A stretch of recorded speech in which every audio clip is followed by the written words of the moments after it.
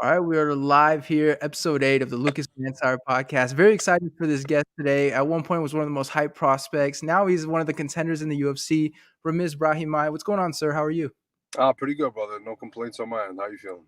I'm doing well, man. Glad to hear it, especially with the scary stuff going on, the coronavirus, everything. Like it's getting to be a scary time again. Yeah, it definitely is. Oh yeah. I mean, I had it back in August, so Oh it yeah. wasn't too fun. How was that? Was it 'cause I talked to one fighter who said he had it. He was like, it's it kind of sucks. It's kind of like a cold. Well, what was your experience like? Was it as bad as they make it seem? So mine, I think, whatever I had back in February of 2020 was way worse. I think like one of the worst sicknesses I've ever had. So when I went, they said it was just strep and it wasn't the flu. And I was like, dude, this doesn't feel like strep because I ran 104 fever. I mean, like I was just all types of bad.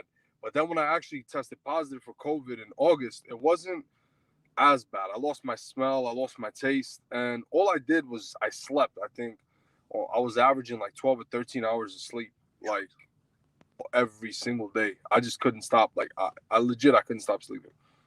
It is crazy, and the funny thing is when I was in France, I didn't actually know anyone personally who had it. I came back to the United States, and now all these people I know are starting to catch it. Like, my best friend's girlfriend has it, and well, she had it, and now she still hasn't recovered, the taste, the smell, all that Yeah, stuff. It's terrifying. no, most definitely, man. I'm glad that I recovered the smell, I recovered the taste, Yeah. everything like that. So I don't got to worry too much anymore about it. But at the same time, the fact that you're an athlete too, like I mean, you'd think you'd be healthier than like the average guy, right? Like you go to the gym and stuff. Like I feel like you could fight it off better than, like a regular person. I would like to think, but after what I had in February of 2020, I mean that opened my eyes up a lot, man. I was like, I think that was probably one of the worst illnesses or whatever it was considered because it wasn't considered a flu or Yeah, yeah. corona, I guess, but they didn't have coronavirus testing kits back then. But whatever it was, man, I think that was probably one of the worst times I've ever been sick in my life. So I was definitely for like it took me almost a month to fully recover from that. Well, you've had a rough 2020 too with the sicknesses and stuff. Like you got sick in February, so you got COVID too. Like that. I mean, this year has been rough for for your health. Yeah, man, it definitely has. I mean, like I said, it feels like from 2019 to 2020, it's just been one big 2020. You know what I mean? Like I think Yeah. the 2019 has been a continuation of 2020 for me. Hopefully, 2021 brings a little bit better stuff. But like I said, there was a lot of pros and cons about this year and a lot of learning. So I'm excited.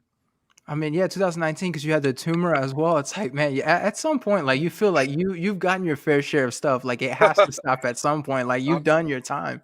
fingers crossed, man. Fingers crossed. Oh man, after your last fight though, I want to know like how viral did you go? Because I feel like everybody was asking me, "What's up with this UFC fighter guy? Did he lose his nose or something?" Like I feel like you had Oh shit! tons of Thank people God I talking didn't lose about my you. nose. It was almost Right? my ear, but not my nose. Yeah. No, but how No, viral did you go? Like your DMs must have exploded after that fight. man, it's even to this day, I'm still getting Yeah. DMs, man. And I'm like, guys, I'm posted my ear. It's like Yeah. still there. It's like pretty good now. You know, it's back Yeah. intact and we're rolling, but still no grappling. I'm just waiting for the stitches to come out. But aside from that, like, yeah, man, I got so many DMs. I remember like immediately after my fight, I logged into Instagram, just to post that, Yeah. Yeah. I was doing well and I was getting my ear stitched back up and, just recovering. And then I swear it was like, I think almost like 300 DMs.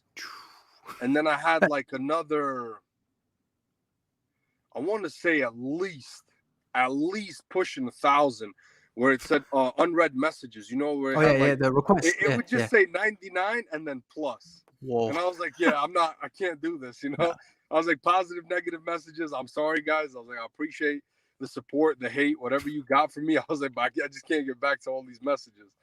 Oh man, that's crazy. And I knew like something big, like it was something big because like in real life, like in person, I don't know anyone that really follows the sport. And when I had my mom, like, so what happened with the UFC fighter losing his ear? And it was like, oh, okay, you've gone to a point that's like beyond anything. Like you've crossed. It's no longer MMA. It's news. Like you Yeah. reach like real sports news.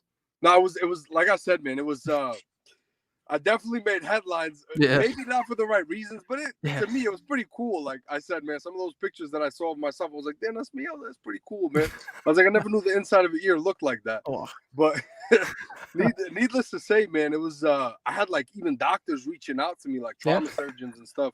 They're like, man, they're like, dude, that was gnarly. They're like, I've seen stuff like that in trauma unit. They're like, I never thought it could happen in a fight. And I'm like, yeah, I joined the elites, you know. I joined Kazushi Sakuraba. I joined who else had it? Leslie Smith. Yeah. Yeah. So yeah, I mean, that's not a bad group of people to be mentioned with. Oh man, it's funny because this is gonna be like I feel like this is the thing in your career. Like people mention your names, come like, oh, you remember when he almost lost his damn ear in a fight? Like that's gonna be your thing for a very long time. Funny, I was actually hoping that it would click, you know. That's why I was like pushing Yeah. my ear up Oh, when I got it cut. I was like, man, you know, because at first I thought the ref saw it, you know, because I yeah. felt it when it cut open, and then it was like it was open, like Yeah. legit, it was open. It was actually a punch that glanced me, and then as we continued to fight, I thought that the ref saw it. You know what I mean? I thought that like I was like, all right, maybe he probably saw my ear. It's like ripped open because I felt like blood going into my ear canal, and I was like, all right, I was like for sure, and then I was just like.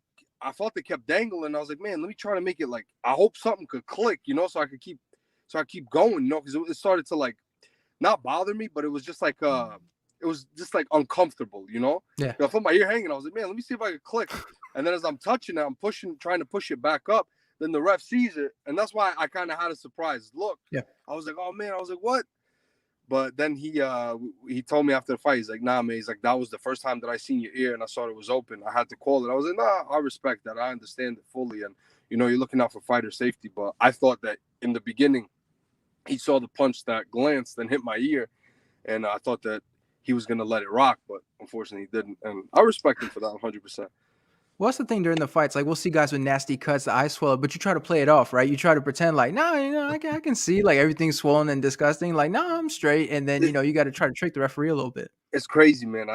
People ask me, they're like, was it painful? You know, did it Yeah. hurt? I'm like, believe it or not, man, it didn't hurt at all. I think the only thing, I'm not going to lie, is that hurt me really, really bad was that night when I went to the emergency room. I had trouble peeing because of the two nut shots that I got. It was pretty bad, man. I'm not going to lie. Like, I swear, like, they kept pumping me with an IV, and I was like, guys, I have nowhere like to put this fluid right now. I was like, guys, I'm having a hard time peeing. You guys gotta stop giving me so much fluids.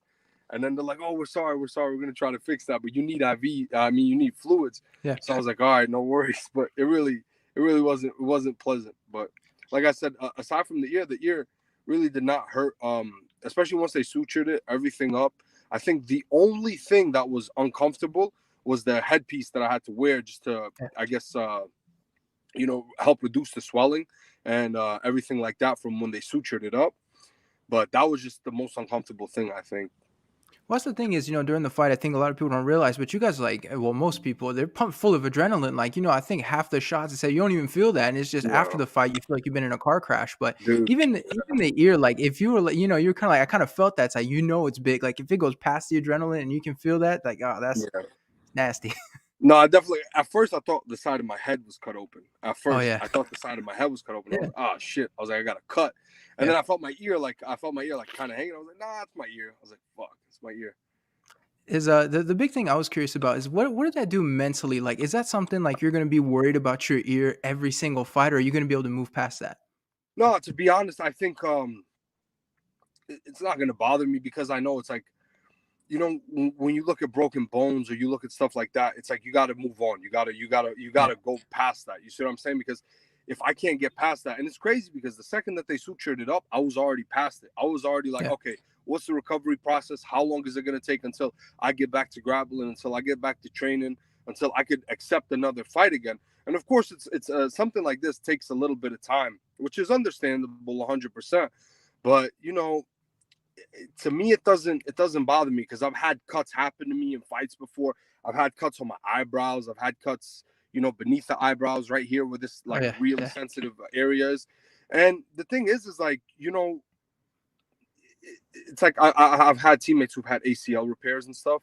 And I've asked them the same thing. I'm like, do you ever worry about it? They're like, of course it's something that you think about, but it's not something that's going to stop you from doing what you want to do. And, this is something that I love. and I'm at the highest level now. So I don't think I'm gonna be thinking too much about it. I always tell people, I'm like, man, the only way to possibly get me out of a fight is to like kill me. Just kill me because I'm gonna keep fighting. I mean, you prove that. Like, if there was any doubt on your toughness or anything, like you were missing an ear out in the cage. Like, you can't say like, oh, that guy's not like every fighter's tough, but some guys they just show another level of it. And trying Yeah. to fight with your ear dangling the way it was like that, you showed like another level of that. Thank you, man. Yeah, I've always had that mindset, man. I've always had that mindset of as long as I'm in the fight, as long as I'm breathing, as long as I can keep moving, even if it's on one leg, one arm. I mean, man, even if my head's detached from my body, God forbid, I'm gonna still try to find a way to fight. That's just who I am. Well, if you've got your head cut off, like at that point, it's just all muscle memory right there. You That's better it, hope your baby. That's reflexes it. Just are let on my point. body do the work. Oh man, that's crazy. The funny thing is, I was seeing everyone like, I mean, you have like for an American, you look at your name and people start sweating a little bit. Like even first time we talked, I was like, you know what? Let me not get cocky. I'm just gonna figure out. I'm gonna ask the man himself. And all the headlines were like UFC fighter. No one was trying to write Ramiz. No one's trying to write Yeah. Brahimaj. You just saw everybody UFC Man, fighter. they But probably got intimidated by the name yeah, more than the UFC fighter fact, but that's pretty right. unique, because a lot of people they don't like it's no hard feelings. I mean, of course, like when you hear a different name like that, a lot of people don't expect you to know English, and then I remember Yeah. people were like, "Oh my God, you speak English," and I'm like, "Yeah, man, I was born and raised in America." I had somebody ask me because, I was like, I'm doing the podcast guy, Ramiz, and you try to explain a little bit, he's originally from Kosovo stuff. It's like, can you speak English? It's like, well, there's a picture of him with a U.S. Army uniform on. So it's like, Yeah, that. And then everybody's like, oh, okay, yeah. It's like, yeah, nah, yeah, okay. it's definitely interesting some of the messages and some of the questions you get, but like I said, man, I'm welcome to all of them. Did you enjoy the fame on some point? Like I know when you're a fighter, you try to market yourself, right? You want the eyeballs, and we saw even your Instagram, you got the fancy blue check and everything. Did you Yeah. enjoy the fame, or did it get to a point where it's like, all right, guys, leave me alone. Like yours Um, fine. Like me, listen, my private life is private, my right, my public life is public, and that's normal. I think it, it's a responsibility that you know and you accept whenever you fight at a professional level. You have to know and understand that sometimes you're gonna get good publicity, you're gonna get bad publicity, you're gonna get whatever publicity. And I think the most important thing is just remaining level headed. So I think through everything I just remained level headed. And like I said, for me it's more so I want to solidify a legacy past that. You see what I'm saying? I yeah, want to yeah. I want to get more fights in. I want to get more contracts with UFC. I want to go on a win streak, and I also want to showcase a lot of my skills. So of course, like I said, it didn't bother me at all because at the end of the day, you're a mixed martial artist and you're a professional one at that, and you fight in the premier organization of the world. So whatever happens to you fight night, you have to learn and accept it. You see what I'm saying? Accept whatever good, accept whatever bad, accept whatever in between is going to come with that. So that's just my mindset. You know what I mean? So I never let anything get me too up. I never let anything get me too down. Well, and it makes me think too. Like I had a Brendan Fitzgerald, no UFC commentator, on the podcast, and the big thing he said, he did a bunch of interviews, and he was like, everybody asked me about hiding under a table in Mexico. He's like, I do other stuff. He's like, I commentate. I'm on these fights. It's like, can I move on from it? And I feel like you're in that same situation where, especially heading into your next fight, everybody's gonna ask you about that ear. Like that's Yeah. gonna be the thing where at some point it's gonna be like, okay, shut the fuck up about the ear. Man, I'm ready for it. You know what I mean? I'm gonna. I wish my ear could detach a little bit so I could show them. Oh yeah. But unfortunately, they did a good job on my ear, so that ain't gonna be happening. Silly question, but we see the guys when they have the cauliflower ear, right? You always see them struggle with the headphones and stuff. Are you able to listen to music, wear headphones and stuff like that? Like, or have you gotten to the point now where it's like everything's gonna have to be out the Bluetooth speaker?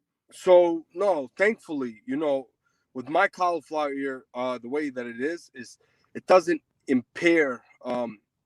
It really doesn't obstruct my ear canal. You see what I'm saying? Okay, yeah, So I still have the ear canal. So that's good. You know what I mean?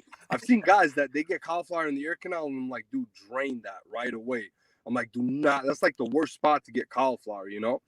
But for me, I can't wear I have to wear a support that goes oh those yeah, those yeah, headphones that go around your ear as well, and the muffs. I yeah. like to call them the muffs.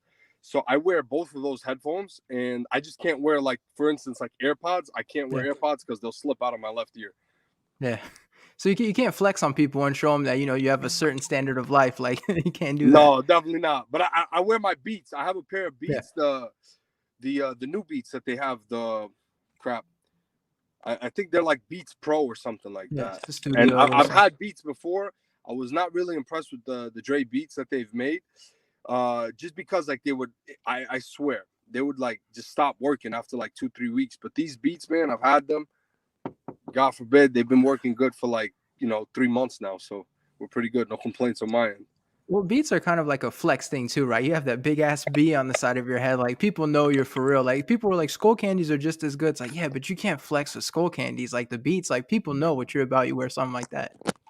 No, yeah, 100%. So I'm glad I could do just flex just a little bit now. When you have the cauliflower, because it sounds like a lot of fighters, what they do is they drain it, and then one day they just give up and they're like, listen, this is my life now. Did you start with the draining it, or did you eventually give up and just say, like, I'm gonna be the cauliflower guy? Hey, Lucas, hold on 1 second. You're breaking up again, brother. I don't know what's going on. Is it the Okay, microphone? now you're better. You're better. What did you ask? I'm sorry, brother. With the cauliflower ear, did you do the thing where you were draining it when you first started and then eventually gave up, or did you just from the start say, like, look, this is my life now? So, man, I actually, believe it or not, back in 2013, I had to have plastic surgery on this ear, because the cauliflower was so bad. You know what I mean? So I had to actually, I couldn't drain it anymore. It legit became. I had the 19 gauge. I had, I think the lowest gauge that I had, I think was the 18 gauge, and those are big freaking needles. You know what I mean? So I was like trying to drain it, and nothing was coming out. So I was like, dude, it was like a ball on the side of my, like on my ear. I was like, man, I got to do something about this. So I went to a plastic surgeon, and I actually I have plastic surgery, and this is the way that they had the ear. So that's why I was very impressed with the plastic surgeon that the UFC sent me to, immediately after the fight. Like the dude, Dr. Lyons is his name. This guy did a phenomenal job, and I was just like really, really impressed because like it looks like essentially exactly the same as it was before.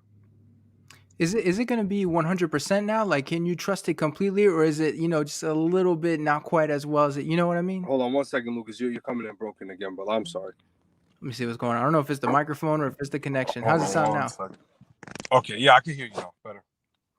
There we go. I was just saying, like, is your ear going to be 100% just as well as before, or is it now at a point where it's going to be not quite as good as back in its prime?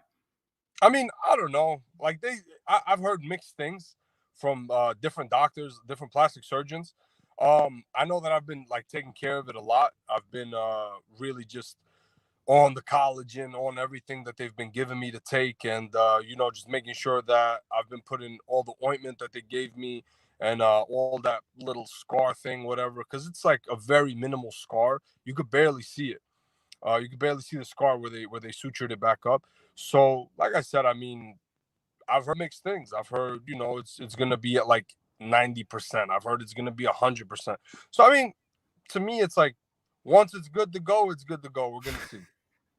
You think that's gonna be something when you fight, like, guys are gonna be targeting your ear, like, you're gonna have extra people try to you know what I mean? Like, because fighters, you find out somebody has a weakness or Yeah, something like that, they tend to go after. That's how it works. yeah, man. Sure, they could target if they want, but they're just gonna engage in a firefight that they don't want to be in. So I welcome it. Oh, yeah, yeah, that's the cost. Like, you wanna head for my ear? Alright, let's do this thing. Like, Yeah, fight's gonna let's be have real let's have entertaining. some fun. For sure, man. And one thing I do when I have fighters on this podcast, I'm curious about how their relationship with the media is because I mean we do these 10, 15-minute interviews, but you don't get into anything. It's really just talk about the fight and stuff. How about you though? Because you went from prospect where media like, some guys give you love, sometimes nobody talks to you until you get to the UFC. How's Yeah. your relationship with the media, especially now you're with the UFC and you had that big thing that people are gonna want to talk to you about that now? So believe it or not, I haven't really had too many media guys reach out to me. I have had Farah Hanoun. Yep. She messaged me after the fight. She's like, "Hey, I hope you heal well." Of course, you, and of course Marcel. I hope I'm saying his name right, Marcel. I think I'm Yeah, saying yeah, it right. I really yeah. hope so. Got a lot of love for that guy. He always gives me shout outs. He's always looking to interview. He's always really nice, really cordial. Yeah. But as far as like my relationship with the media, it's never been bad. I've always done my job, like I said, and I understand the media's role. I understand their part and what they got to do. And sometimes, of course, some media members they do kind of overstep their boundaries. But like I said, I understand it. I don't agree with it, but I understand that it's their job. You see what I'm saying? Like sometimes people they have a problem with something that certain fighters do. You know what I mean? Like maybe they'll probably be like, "Oh, this fighter, X fighter knocked Y fighter out. Why is he punching him again?" Well, little do they realize that up until the referee stops the fight, the fighter does have to keep going. Yeah. Um, of course, like it's different strokes for different folks, I guess they say. But like I said, man, I understand the media's role, and whenever I got to do my interviews, I'll do them, and I don't have a problem with them. Do you enjoy doing interviews, or are you one of these guys where it's kind of like, after hearing the same question 15 times in all these different interviews, like it gets to a point where it's just tedious? It does get kind of tedious, but that's why I'm like really thankful that everybody that wanted to do my media in my fight back in November, they all wanted to do my media the week before my fight. So I was like 2 weeks out, and I was like really happy. I was like, yeah, man, for sure, because fight week, it's not Yeah. it's not that I'm crabby, because I cut weight, I do my job, I Yeah. have no problem with that. But the thing is, like, I like to focus on my fight. You know what I mean? Like, and it's no disrespect and to nobody, but even to my family members, like the only people that I really try to message back on fight week are my mother, my father, my brother, my sister, and even with them, I just keep it to a minimum because I know that I have a job to do Saturday night. Well, even for the media, there's and then something you learn when you do a lot of interviews is there's sort of a sweet spot to when, guys might be willing to do interviews, or Yeah, it might make sense. Like about 2, 3 weeks out, close enough to the fight, guys aren't too far into the weight cut, but fight week, like, I never ask for fight week. It's just like, listen, you're cutting weight and you have stuff to focus on rather than trying to get on the phone with me and make something happen. And during yeah, Fight Island, I had some fighters that were like, let's just do it fight week. I'm quarantining. And I was like, "Are you sure?" I was like, "Cause you don't have to do this if you don't want to. Like, I understand it's fight week." And they're like, "Well, no, look, we're bored with nothing to do." So in that case, like, okay, but definitely fight week. That's you take that step back and you let guys do what they have to do during that time. yeah. And I'm just one of those dudes. Like, for me, it's like unless it's mandatory media, which is Right. required by the Yeah. UFC, I try to just stay away, and I try to just enjoy myself. I really try to enjoy fight week, and that's like the week where I get to be selfish. You know what I mean? Yeah. Because I'll be selfless all year long, but when it comes to fight week and when it comes to like my fight, I like to be just a little bit selfish. Yeah. But I still try to take care of my cornerman. I still try to take care of everybody around me to the best of my abilities. But of course, I have that little bit of selfishness during my fight week where I'm like, I want my alone time. I want to be by myself with my coaches, with the people that have been helping me get ready for this fight. And I want to discuss game plan. I want to go over this, go over that, and just keep my head in a good space. At the same time, fight week, like I feel like you have to be selfish. Like at the end of the day, like if you go out there and you get starched because you were focusing on stuff you shouldn't have, like the media is not going to be like, "Oh, my bad, man, I overstepped on your time." They're just going to say like, No. "Oh, so and so got highlight reeled and we had nothing to do with it." So Yeah. I feel like you have to So be selfish. like that's why I always say, man, you got to understand your job. You got to understand everybody's role, and you assess it for yourself, and you play it by ear, right? Um, you never get too emotional about things. You know what I mean? Like, Yeah. emotions betray you, so you try to keep a cool head on your shoulders and do your job. And as fighters, we understand what our job is to go out there for Saturday night and perform, get a win, and also have a good performance. And like you said before, you can't really have a good showing if you're focused on everything else outside of fighting. You know what I mean? So I mean, barring anything that happens in the cage, which legitimately anything could happen in the cage, but why would you want to add to that by distracting Yeah. yourself with other things that you have no control over? So I'm just one of those dudes, man. I like to control what I can control and give it my all. So you get to the UFC, obviously when you do that, you get more attention from the fans, more attention from the media as well and stuff like that. But back when you were on the regional scene trying to get to the point where you are now, did you feel like you got the right kind of respect and coverage from the media and stuff like that? Do you feel like guys were giving you sort of the platform you needed before getting into the UFC? Yes and no. Like I said, I feel like I still don't have the respect that I feel like I want, but also I know that what I have to do, right? I know what I have to do. I know that I have to also solidify myself as a contender in my division. I have to go on a win streak in the UFC. I really have to establish myself. So up until I do that, I can't really say much. You know what I mean? I know who I am as a human being. I know who I am as a man, of course, but I also want to achieve in the sport that I love, right? In the organization that I'm very proud to fight for and that I'm very blessed to fight for, right? So with that same token, like I said, it's you got to take the good with the bad, right? I feel like I might not be getting the respect that I deserve, but also I know what I have to do in order to get the at least that common respect that I know that I deserve, right? And that is what my job requires for me to do, to go out there, to win, to string wins together, to get a new contract, to get into the top 20, top 15, top 10, top 5. So like I said, it's an uphill battle, and it's one that I've been fighting, and one that I'll gladly continue to fight, until I get to where I want to be, and until I hit those mile markers that I've been, for the longest time just trying to get to. I think one of the things that frustrates me the most as part of the media is when you see fighters on the regional scene and they don't do any interviews, or they'll, they might do one or two. Some guys ask, they do nothing. All of a sudden they get signed to the UFC, get a big win, and all of a sudden they're doing interviews with everyone. And it's like, you kind of look at it and you're like, is that fair really? You wait for a guy to have some success before you talk to him? Like, I understand how it works, right? Like, it's about Yeah. traffic, it's about this. It definitely feels a little bit, I know, look, for me, I look at it and, I don't like it. It's like, it doesn't feel genuine. I think that's kind of the feeling I get. No, definitely. And as we were saying before, it's just all what you make of it, right? So in my case, in my scenario, I definitely had to take a little bit of the hard route, where I didn't really get a lot of exposure, a ton of exposure. I did take some pretty hard, risky fights on the regional scene, but they're fights that I'm proud that I took, just like my UFC debut when I was supposed to fight against Sato, when I was supposed to fight against Baiza, when I was supposed to fight against Max Griffin, I welcomed these all with open arms. And, I knew that, my path wasn't going to be necessarily an easy one. And that's what when you understand when you join the UFC. Some dudes, maybe they might have an easy route, I guess you could consider it, but when you're at the UFC, man, there are no cake fights. There are really no easy handouts that you're gonna get. You know that you're gonna get a tough fight, and in a split second anything could change. You could go from winning to losing, or you could go from losing to winning, vice versa. So like I said, man, for me it's just one of those things that I've known, I've understood, and I've accepted a long time ago.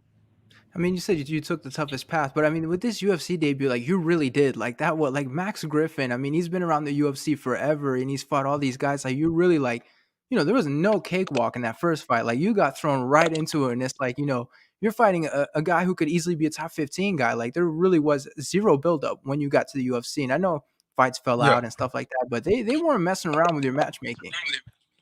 No, definitely not. And like I said, it's something that I'm thankful for to Sean Shelby, to the UFC, because I gained a ton of experience. Like, you got to think, man. Like, of course, I understand I lost. It's 100%. Things happen. Doesn't bother me, because I was well prepared. I was going into the fight, and like, I did something that I really did not do that much in the regional scene, And I mean, I was standing up with a guy who has, pretty decent striking. I mean, dude, I remember I was watching tape on him, and I saw that he dropped Colby. He dropped Delejeu. He dropped a lot of good dudes.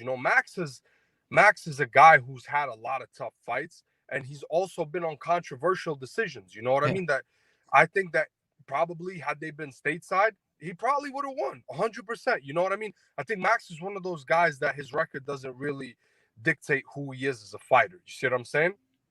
So, with that being said, I learned a lot. I took a lot of experience from that fight. You know what I mean? It was definitely a dog fight. It was one of those fights that, I was in it, he was in it, and it's something that I learned that I don't regret taking at all, because I know that in the future that fight's gonna pay dividends, just like every single fight that I've had in my past, whether win or lost, it paid dividends. You see what I'm saying? So that's definitely a fight that I take a ton of experience and a ton of lessons from.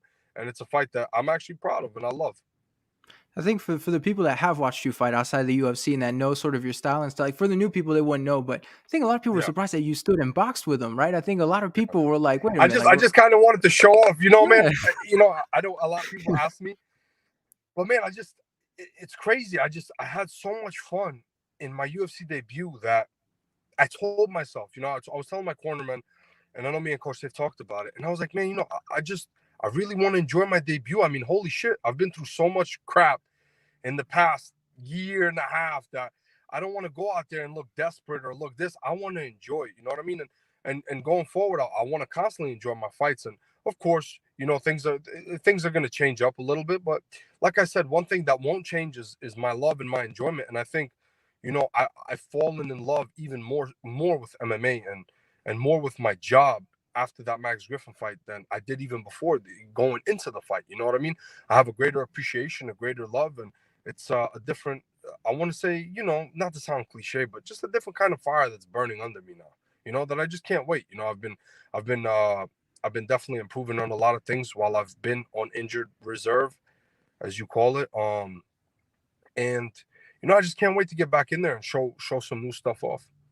It's funny because I did talk to Jeff Neal before his fight, and obviously Yeah. we brought you up, and I was like, that was the big thing is everybody was like, wait a minute, like Ramiz is standing with this guy and boxing with him, and we were kind of talking like it's really, I think you kind of maybe even threw off your opponent too, because I think a lot of people were expecting, take him down, look for that submission. I think you really surprised everybody going out there and just straight boxing with him. No, definitely 100%. And when you get to the UFC, you're gonna have some fights where stylistically the matchup is gonna be there. But man, Max is not an easy guy. Like we said before, Max ain't. It's not like something that you could just go in there and like blast double a guy or single leg a Yeah. guy or set up a combination and you get right in there. That, like we said, the dude's an experienced veteran. He knows what he's doing. So it's never gonna be that easy, right? To just go in there. So and also on top of that, I really just wanted to enjoy my debut, after everything that I've been through.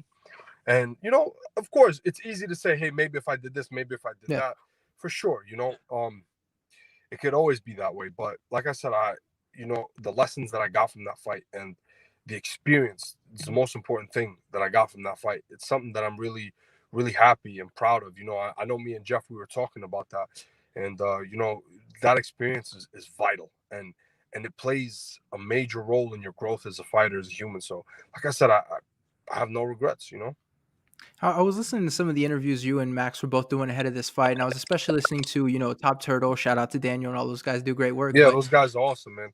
for sure, and it was a great interview. Like it was really interesting. But I was listening to Max's interview, but it kind of sounded like like you guys had some sort of there was something there. Like it wasn't two friendly guys who were gonna go out there and high five. Like I smelled, if I can say, a hint of beef. Was there anything going on with you guys? It sounded like Max had a little bit of a chip on his shoulder or something heading into that one. I have no idea why. I really don't. I never have any animosity towards my Yeah, opponents. When we get in there, listen, make no mistake about it. We're gonna try to take each other's heads off yeah. and try to finish one another. But as far as that, like, I don't know. I really don't know. I don't know what happened or what was said, or maybe he might have. Maybe I might have. I don't know. I really don't. Because It's one interesting. of it sounded like you were in his head a little bit in terms of like the funny, your ground game. Because a lot of the stuff he was saying, I heard multiple interviews, and every time he was like, "This guy thinks he's gonna come in, take me down, and submit me." And like he said that a lot, and it kind of felt like maybe he built something. Because some guys they need to create a storyline, and Yeah, even though, but it did sound like there was, there was something there. Like maybe you did an interview and said something about I don't know what it was, but it did seem a little bit odd to me because I was like, doesn't sound like mutually like there's really beef in this scenario, but it did sound like he had a bit of a chip on his shoulder. I guess maybe that was something that he thought. But like I said, I never said anything about nobody. That's not my mo. Me, once I sign the contract, I already have all the reason in the world to fight somebody.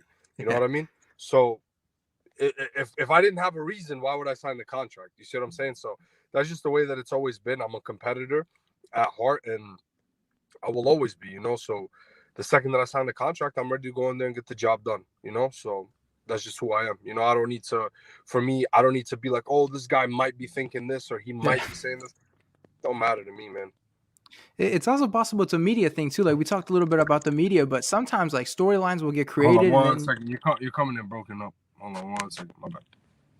let me see. How's it sound now? Still coming in a little bit, bro. Still coming in. How about Oh, how about now? We any yeah, better? it's still coming in choppy. Hello? Hold on one second. Hello? Yep, is it better now? Yeah, it's way better now. I was just saying it's possible it's a media thing too. Like, sometimes storylines get created kind of out of nowhere and then like, or one guy will say something in an interview and then the headline makes it seem like something like, like speaking of the media, like I saw this week, it seemed like people were trying to start something between Jeff Neal and Kevin Holland. Like it really felt like people were trying to sort of set up a fight. Dude, Jeff is like one of the nicest Yeah, guys that I know. Like yeah, I'm telling you, man. Like I've never heard Jeff say a bad thing. I remember even Chael Sonnen was saying that Jeff was wearing.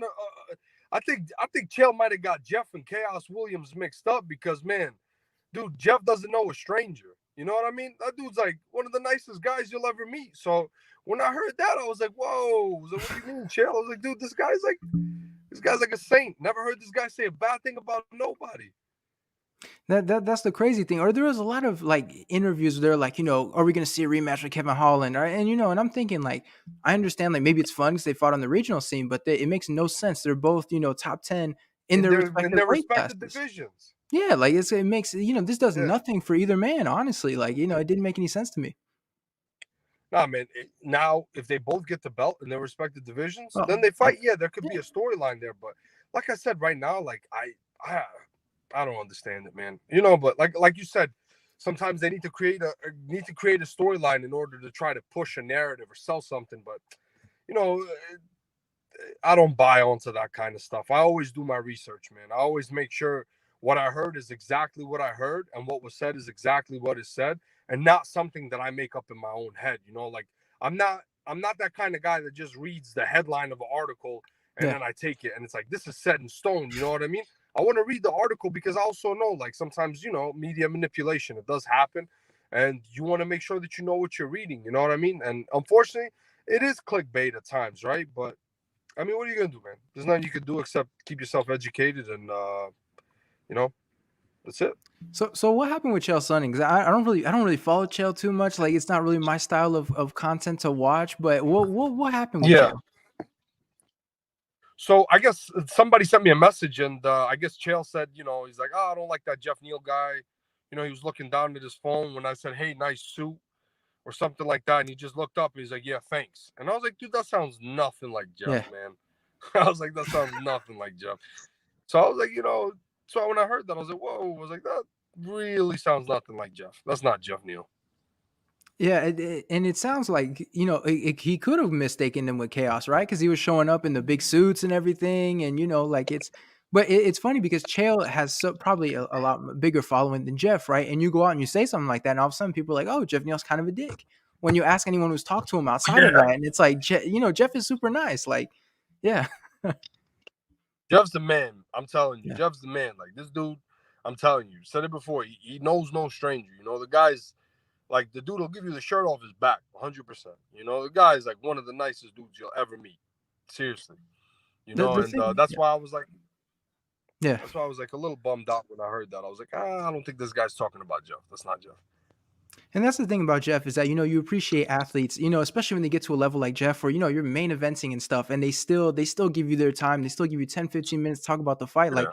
you get to a point you don't have to do that anymore. You know what I mean? You could very well be like, "Hey No. Lucas, man, I don't have time. I got to focus on the fight." Like cool, but we were talking about it a little bit too and he's like, they're guys I've always done interviews with. He's like, "You're part of them." And you appreciate fighters like that because they don't have to do it at the end of the day. Even you doing this, right? It's like you don't have to do this. And you always appreciate guys that do take the time because it is I mean it is great to have the access, but it really is great when guys they take that extra time. And for me it's going the extra mile a little bit and doing stuff like this.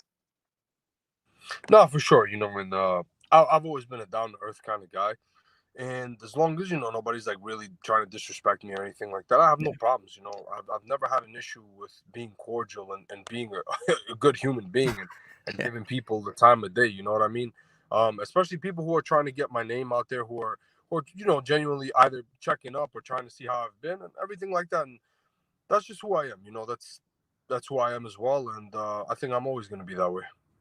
Jeff Neal, man, we watched this main event, and I was asked to do like a live stream, like watch along of the fight. And one thing I did notice, it seemed like he was having trouble with issues with his eye. Like I was seeing the way he was covering up and stuff. And I told the guy who asked me to come on with him, I was like, I think something's going on with Jeff's eyes. Like I think something's bothering him or something because Yeah, it throughout was the it fight, was the yeah, collision in the first round with yeah, him and yeah. Wonder Boy. It was that head to head collision.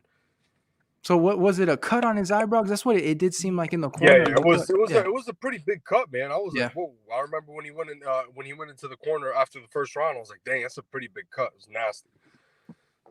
Yeah, it's great because we saw. I mean, it was a big clash. Like, even Wonder Boy had that gigantic gash. I saw Jeff when he went to the corner. He had the thing on his eyebrow, and I did Nah, notice the yeah, they way. they were Yeah, definitely both jacked up. yeah. I mean, Definitely. yeah. I mean, it was a, it was a tough fight for Jeff, but you do like there's so much adversity though, like something like the cut, like the fact that Safe ended up getting COVID, wasn't able to corner him. Like it sounds like even behind the scenes there was even more stuff on top of it. No, yeah, definitely, 100%. And one thing that kind of irks me is when people say he's making excuses. Jeff's not the kind of guy to ever make an excuse in his life. The dude just, if he faces any adversity, he pulls right through it. And I don't think he'd be alive if he made excuses. The guy had congestive heart failure. I Yeah. mean, the dude was almost dead. Like you got to realize that. Like the guy was almost dead. I was right there when I was bringing the stuff to him, and seeing him in that state. I mean, man, like you realize like I got a lot of love for that guy, and I always tell people that's a dude that that has taught me a lot, that helps me out a lot, and I'm glad that I get to help him out. And it's definitely he's not an excuse maker, 100%. That dude, I've seen that dude pull through some of his darkest moments and get right through them and shine bright. And like I said, I think with this Stephen Thompson fight, I think he's going to do the same exact thing. I think he's going to rebound from this and be better than ever. And like when you're in the UFC, when you're in the sport, it's a very volatile sport. So you can't expect to go unscathed and undefeated. I mean, Khabib is one of those exceptions, but still, man, even Khabib, he was sidelined for almost 2 years with the ACL injury when he thought about retiring. So I mean, then that's the frustrating thing about the excuses thing is you have to recognize when is it an excuse and when is it just the facts. Like, if you look at the corner, he exactly. has a cut. It's a fact. He had a cut, just like Steven Thompson had a cut. You know what I mean? And it's frustrating. It's like, do you want these guys to give you the behind the scenes and tell you the truth about what's going on? Or do you want to attack them every time someone like, it's not like he said, I have a cut, therefore, it should have been a no contest. I didn't lose the fight. It's just Yeah, like, he he never he finished. never Right. said that. Yeah, He never said that. He never exactly. said that. He never ever said that. And that's the thing, like that does bother me as well. It's like, people do have to understand what's an excuse and what's a statement, what's a Yeah, fact. You know what I mean? exactly. What's a legitimate fact? And that was a legitimate fact. I mean, dude, he's just stating the obvious. He gave Steven all the props and everything like that. And like I said, sometimes I think people just want something to be mad at. It's like, dude, I never understood that. Like people always just wanted something to get upset about. It's like it's beyond me. I really don't understand it. A lot of people they were talking also about the fact that Safe wasn't in the corner. How big of an impact did that have? Because I mean, it sounds like the kind of connection he has with his fighters, which obviously you know very well, but it seems like it really is a connection different from a lot of guys. How big of an impact that have not having him there? it it is, man. And you know, Coach Save, he's our mentor. He's he's a father figure. He's a big brother. He's like he's everything you want in a leader, right?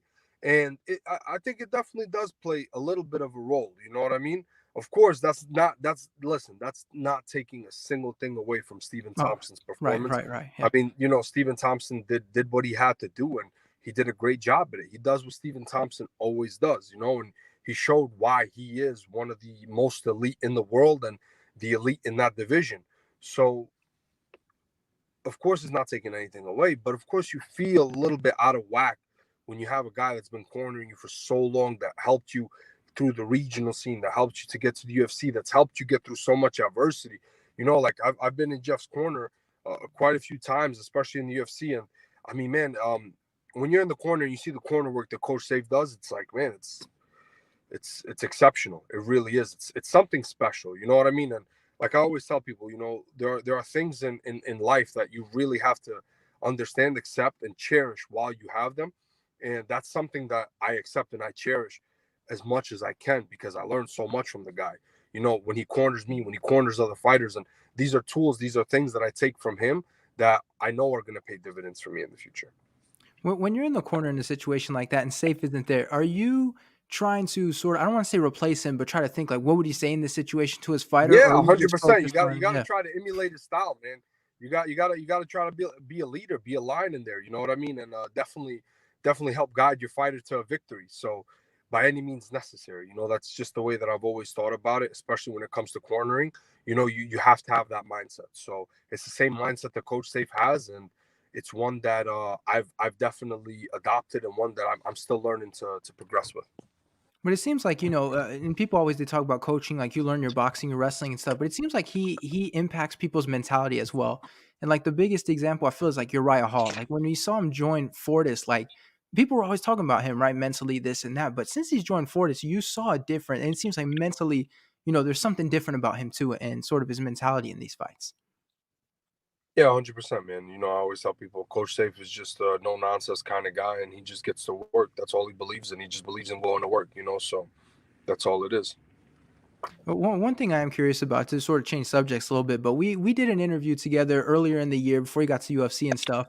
You get signed to the UFC, interview blows up, and I look at where's the traffic coming from. Like, you know, you can see the countries, and it wasn't Texas, it wasn't USA, it was Albania, Kosovo, all those European nations. How's your following that region? Because I Yeah. assume, like, because it looks like I saw a lot of your comments too. It seems like people are always, you know, talking about that, right? Like, it's not just purely like, you know, it's not like a Texas following. No, yeah, it's definitely something that I love and that I cherish. It's awesome, you know. Like I said, I've been to Kosovo right after the war, and I was there in 2017. So it's definitely something pretty special to me. You know, the people in the region and everything like that. So you know, it's definitely. Oh, Hello. hold on, it looks like it cut out a little bit. Can you hear me? Yeah, I'm just having horrible service, brother. Yeah, it looks like it's Man, getting dark too. yeah, Where are we catching you, man? Are you in your parking lot? Are you in the gym parking lot? Where are we catching you right now? I'm in the gym parking lot right now. I'm about to get ready to go to work. Oh yeah, yeah. We won't keep you too much longer. But you represented Albania out there, and I saw you kind of had to do this thing where you're like, "Listen, I love the United States. It's my country too." Did you get a lot of comments about that? Because I feel like people they get so sensitive. Like you were an Albania kid, therefore, like you know, you hate every country except Albania. Nah, man, that's not true at all. For me, it's simple, man. I'm an American 100% by birth. You know, I love the fact that I got to give back and serve this country. So, you know, I'm always gonna be an American at heart. You know, I'm an adopted Texan now, man. I moved from Yeah, Bronx, New York, so Texas is my yeah. adopted home now, and I got a lot of love for Texas. I know where my adopted home is, but of course, I still know where my roots are. You know, I'm an Albanian American 100%, and like I said, man, to me it doesn't matter, you know, whatever people say, because I know what I represent. I know who I am at heart, and there's nothing that anybody could do to change that. I mean, what do your DMs look like? Like, I feel like people that are from those kind of countries, like their comments, their DMs are filled with flags. Like, you know, people are sending you like a million Albanian flag, Kosovo flag, all that stuff. Do your DMs look like that, or are you more on the safe side of that stuff? So it's a mixture of both. You know, I get people, dude. I've gotten so many people from Russia writing me. Oh yeah, Can you hear me? yeah, yeah. Yeah, I've gotten people from Russia, from Dagestan, from all around. They're just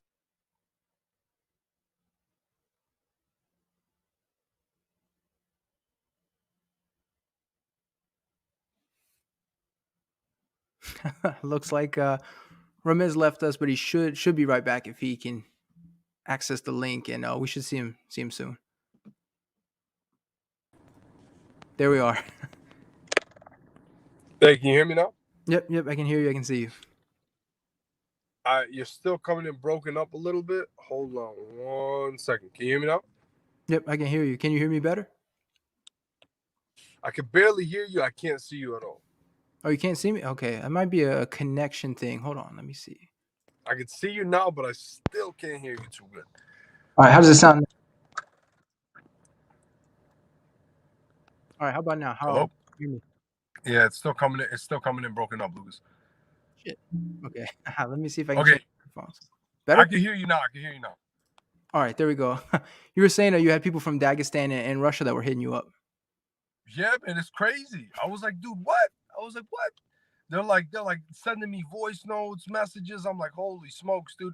I'm like, I can't read Cyrillic. I'm sorry, guys, you know. And but it was good, man. It was a lot of them. They would write Russian and then they'd write in English. You know, it would be, of course, broken English, but you could understand a support message. So it was really dope, man. To be getting messages from like Dagestan, from Russia. I've gotten message from like Kazakhstan, from freaking Uzbekistan. I think I've gotten Yeah.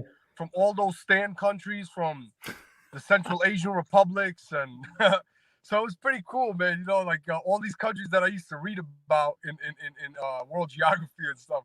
Now I got people from these regions that were messaging me messages of support. So that was pretty dope, man. Well, I think you got to be careful too, because if you shave your mustache, like you'd become an honorary Dagestanian. Like that's the rules. Like if you lose the mustache, like you have to come out to the Russian flag. Like that's how it works. Yeah, it's funny, man. Some people they're like, brother, maybe you're Chechen. I'm like, I don't know, man. Maybe you never know. Because I you don't got to know what my be. ancestors were doing. I don't know what my ancestors were doing or where they went. Oh, you have to be nice about it too. You can't be like hell no. You have to be like, oh, maybe we'll Of course. see. You gotta work with you gotta work meet them halfway Yeah, on that man, one. and like I said, man. At the end of the day, we're all human, so I'm gonna take that as a compliment, man. Chechens and Dagestanis are very tough people, so got nothing but respect for those guys. Do you feel like you bring a certain awareness to a country like Kosovo, to a country like Albania, where here, like, I guess you can say the Western world, right? The United States and stuff. People they don't really know about those kind of countries. Do you feel like you're sort of able to bring a light to those kind of places? Yeah, I think so. Like I said, I think it's gonna be more so whenever I establish myself in the UFC Yeah. and I get the proper footing and I do what I want to get to do, and what I worked hard for. So I think that is definitely gonna happen. It's kind of sad to see the state of Kosovo and stuff, but of course it's still a new country, and just 20 years ago, they were war torn, and it was pretty rough, especially when I went there. But for me to do anything, to give anything back to it, it's awesome. Well, it's crazy too how new it is. Like even something like take sports for example. I follow a lot of soccer. Like even the Yeah, Kosovo national team, like they just kind of formed, and then they're sort of telling players like, listen, if you have any ties to Kosovo, like you can come play for the team. Like it's crazy seeing like a new nation like that. You don't really see that, in sort of modern day. no, it's definitely amazing. It's definitely beautiful. You know, uh, I really wanted to wear a flag that I've seen, that I've identified since I was a kid, and that's the Albanian flag because, of course, Kosovo is a new nation. And I would love to wear the Kosovo fight kit, but I knew that for me it was definitely important, to show unity and solidarity, especially because at the end of the day we all do consider ourselves Albanians, regardless to if you're from Kosovo, if you're an Albanian from Montenegro, if you're an Albanian from Macedonia, from anywhere. We all consider ourselves Albanians at the end of the day. That's the thing a lot of people they don't realize too with the flags, like just what it means. Like if you're from multiple countries, it means more. Like when you represent something like that. If you're just strictly American, grandparents are from America, you don't care. You Yeah. just have the. But you see guys like Francis Ngannou. Sometimes it's Cameroon, sometimes it's France. Like I feel like when you live in a different country than when you're from originally, like it means more to you to represent the country you're not currently in. No, it definitely does. And that's the same thing for me because I was blessed with the opportunity to see how Kosovo was immediately after the war and how it was doing back in 2017. And of course, whenever I do go in the future, hopefully soon, I really hope so. But it's definitely for me, it's powerful to see how much it's changed. You know what I mean? From being a relatively unknown, small place that didn't, like, nobody even recognized. You see what I'm saying? That was like just a war torn, I guess you could say, Providence, a former Yugoslavia. You see what I'm saying? So to go into its own country now and starting to see it slowly but surely progress and hopefully blossom into a very strong country one day. What's a trip to Kosovo look like for you? Like I assume you still have family over there and stuff like that. Like you have people that you can visit when you go. Yeah, so I go to my father's village a lot. He still has his land also in the mountains of Rogov. So it's a very mountainous region. It's a beautiful region. It's definitely one that I can't wait to go back to.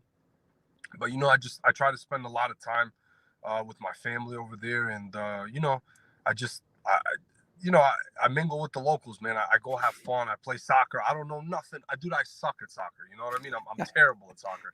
I guess that's like I guess that's sacrilegious for Albanians, but man, I'm just like, dude, I'm horrible at it. You know what I mean? But I still go out there. I still play with the kids, and I have a blast whenever I go there. I really really enjoy it, and like I said, just to see, I still remember what it was when I was a kid compared to what it is now. So it's awesome. I don't want to ask a stupid question, but what's the language over there? Like I assume it's not English, right? No, sir. So we speak Albanian. It's a very traditional, very old language, but we speak a little bit of a different dialect than from Albania proper. You see what I'm saying? So they speak we can still understand each other. Of course, I have a little bit of a hard time to understand people from Albania proper because I wasn't born and raised in Kosovo. You see what I'm saying? To know a lot of the lingo that they use in Albania proper versus Kosovo. So I understand people who speak from Kosovo, from that region, their dialect. I understand it like 100%. People in Albania, I definitely need a little bit of time to really fully understand them. So are you like one of these people like so are you a true bilingual? Like you can speak both languages or maybe just understand one? Like you speak multiple languages? Yes. So my mother actually, my mother and father, they're both really amazing people, honestly. So my father, he speaks three languages. He speaks Serbian, Serbo-Croatian. He speaks Albanian and English, right? So when he was raised up in former Yugoslavia, he had to go to a lot of the schools that the former Yugoslavia would send the kids through, right? So he actually learned how to read and write in Cyrillic. You see what I'm saying? So he learned how to read and write in Cyrillic. He learned how to speak Serbian. Of course, he knows how to speak Albanian. He understands all the different dialects of Albanian and the different dialects of Serbian, right? And then my mother, she speaks German, Albanian, Turkish, and English. So that's pretty impressive. Well, that's the thing too when you have parents that are from a different country. Like I relate to you, right? Like you hear this American accent, but it's like I was born in France. My parents are French. Like if for you to have multiple languages, like they have to teach you that. You know what I mean? And it's like, and Yeah. it's so great when you have parents that do take the time to make sure you know your language where you're originally from. Like you hear so many people like they're originally from somewhere, but they speak only English. Like you do have that appreciation. They took the time to teach you that language, and when you go back, you can speak to people. No, 100%. And it's something that I'm very blessed and I'm very happy that both of my parents they taught me the language. You know what I mean? Because uh, one thing for me, it's I've always loved to learn about different regions of the world. Especially a lot of unknown regions. That people might not know about, people might not even care about, to be honest. But the reality is, I've always been interested. And any chance I take to travel, I'm gonna take it 100%. Doesn't matter to me where it is. So when you go back to Kosovo and all that stuff, like people they must see you as like the token American. Like you're originally from there because you went in the United States and everything. People they probably call you the American and stuff like that. Like, I assume you must get that a lot. Yeah, I do, but whenever I go to the marketplaces and stuff like that, they're not going to be ripping me off, man, because Yeah. I know how to haggle. I know how to haggle. That's from traveling. You know what I mean? That's from traveling all around the world. Even when I went to Jordan, and I was in Jordan in 2019. I was there for like about a week when Abdul fought for Brave, and man, I was just going through the marketplaces and everything like that. I would go alone. You know what Yeah. I mean? And it was the people were impressed. They're like, dude, what are you doing? You don't have anybody here Yeah. to translate nothing. I'm like, man, if you guys speak a little bit of English with me, it's all good. But some of the dudes at the stations where they were selling gifts and everything like that, they would try to haggle me, and I was like, my man, you're not gonna haggle me. You know what I mean? Like I've been through this. I know the protocol. I know what you guys are trying to do. You're trying to get all this money out of me, but listen, man, I'm not a fountain. I'm not. I'm not a fountain of money. That must feel good too to know that you can go out and like you don't need anybody. It's like I'm from around these parts. Like I can do this. I don't need anybody with me. I don't need a local. You know what I mean? It must feel pretty good. Nah. No, I've always had that mindset. And I've always had that mindset since I was a kid. I've always just wanted to travel the world, and I always wanted to embed myself. You know what I mean? Like I really wanted to embed myself with locals and really get the real feel for a country, for a region.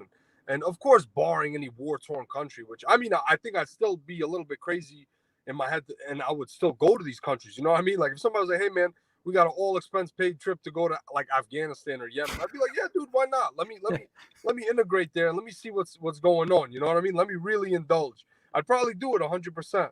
But I've always been one of those people, that when I do something, I go all in. I really want to enjoy it, and I don't think you get to really enjoy a country if you're staying at like a nice hotel. You know what I mean? And you don't get to go out.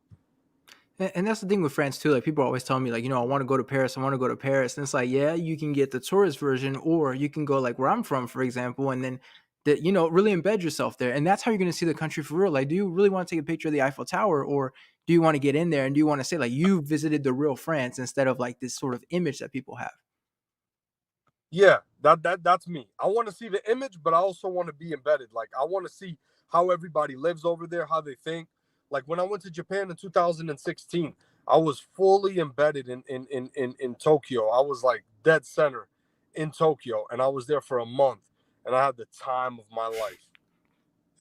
All right, listen, man, you've been really generous with your time. We've done about an hour here, which is insane. But last question, which people are gonna ask, I have to ask and stuff. But do you have kind of a timeline, an idea when you might be able to fight again, or when you'd ideally like to return? So I'm really hoping maybe by the end of March.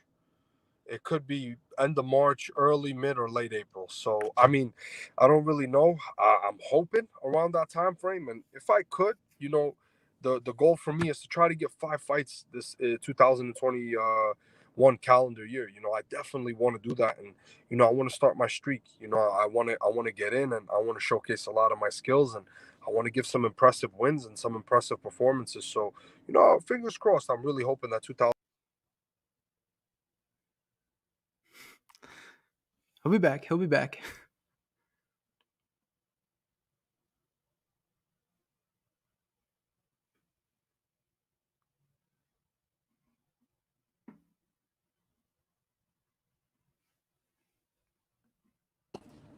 All right, we're back. Hey, can you hear me, Lucas? Yep. Yep. Can you hear me? No. Let me see. How's the audio sound? Can you hear me? So yeah, I was just saying, hopefully I can get 5 fights in, and just show who I am as a fighter, and really, really put on some good performances. All right. Before we officially let you go, though, you have sponsors, you have a gym, you have social media and stuff like that. I'm sure you'd have stuff you'd like to plug. If you have things you need to plug, now's the time. Give everybody a shout out. Yeah, I just want to say thank you to everybody who's supported me on this journey, and my teammates, my coaches, my family. Right now I don't really have any major sponsors just yet, so if anybody wants to hit me up, feel free to do so. You guys got my Instagram handle. It's Ramiz B170. Same thing with my Twitter is 170 Ramiz, and I appreciate the love from everybody worldwide. And if I wasn't able to get back to a lot of people after my fight, or even to this day, I still have a lot of unread DMs. I'm sorry. I apologize, and hopefully in the future I can definitely get back to people. All right. There we go.